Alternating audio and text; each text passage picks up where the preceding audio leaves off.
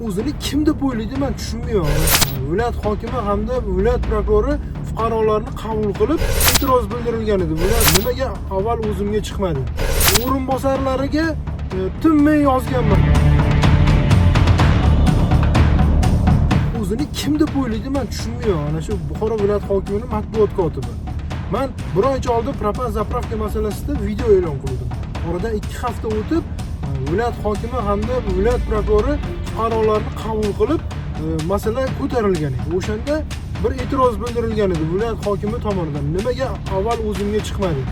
Vaholanki video chiqishidan 2 kun oldin o'rinbosarlariga tinmay yozganman. Voy, masalani iltimos qabul uyushtirib beringlar, qabul uyushtirib beringlar, viloyat hokimi bilan ko'rishtirib beringlar deb 2 kun men ularga yozganman-da, o'zicha mensimaydi, yozmaydi, javob bermaydi. Keyin video chiqarib, tepadan gap eshitib, viloyat rahbarlari joyiga yetib kelib, qabul qilgandan keyin e'tiroz bildirishni bilishadi. Bu yoqda o'rinbosarlarni qanaqa odamligini bilmaydi. O'shanda ham 40 ga yaqin fuqaroni orasida viloyat hokimining matbuot kotibi qancha gap eshitdi.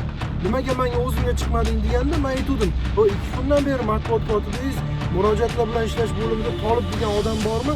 Shu odamlar bilan 2 kundan beri gaplashyapman. Majbur bo'ldim video chiqarishga" deganimdan keyin 40 ta odamning ichida gap eshitdi o'sha matbuot kotibi. Bugun mana yozsam, aka, masala bo'yicha nima bo'ldi? Nima ishlar qilindi? Bir yechimini topdimi? Oldinga siljish bormi deb so'rasam, mensimaydi-da o'zicha.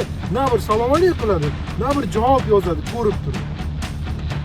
Kimlarni olib yuradi bu viloyat hokimi atrofiga? Men tushunmayman. Ishlaylar, bir oylik, ovatgan oyliginglarni halollab olinglar, iltimos. Nagli to'sqinlik qilasizlar-da bizani faoliyatimizga. Bizani qonun bo'yicha axborot olish, saqlash, tarqatish huquqimiz bor. Bizga matbuot kotibi javob bermasa, kimdan so'raylik aytinglar? Yana video chiqarsak e'tiroz bildirasizlar. Nimaga avval yonimga kelmading? Nimaga avval birinchi aytmading? Hal qilardim-ku deb e'tiroz bildirishni bilasizlar. Lekin o'rinbosaringlar javob berishni bilmaydi.